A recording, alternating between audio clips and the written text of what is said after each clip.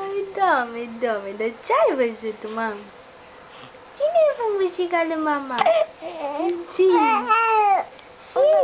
Sigur. Ce povestești tu la mama, hă?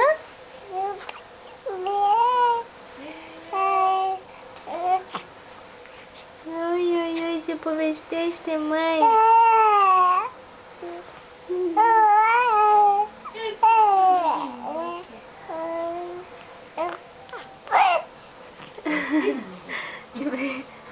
Exact ca Estera, ce? Și aia te-au filmat-o.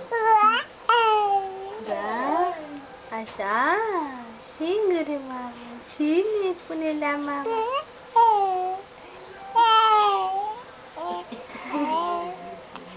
Povestești, mamă. Ce povestești? Îți place camera? Da. Ioi, Doamne.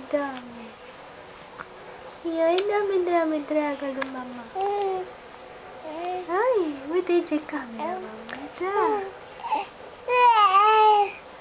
Ioi, Doamne, frumos. Da.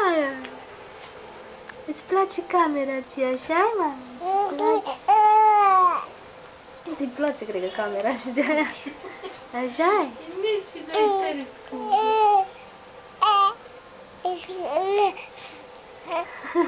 Că numai când îi pun camera faci așa? Da. Poate să fii, mama. Da, poate să-ți placă să zici ce poze, mama. Ha?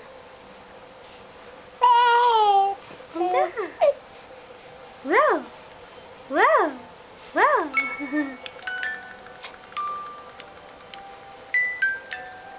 Oh.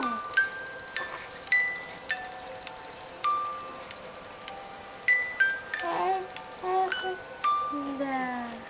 Hai, s-a oprit. Uite că s-a oprit, mami. Vezi? Unde-i? Oh, s-a supărat. Timea s-a supărat. Oh, s-a supărat Timea. Uite ce încruntată e la mama. Uite, măi.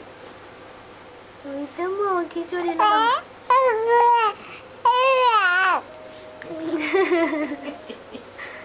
Ce vrei să pui tu, mama? Pun eu la Laura. Ce vrei să pui tu, mama, tu? Ai povestit-o așa de mult, tu.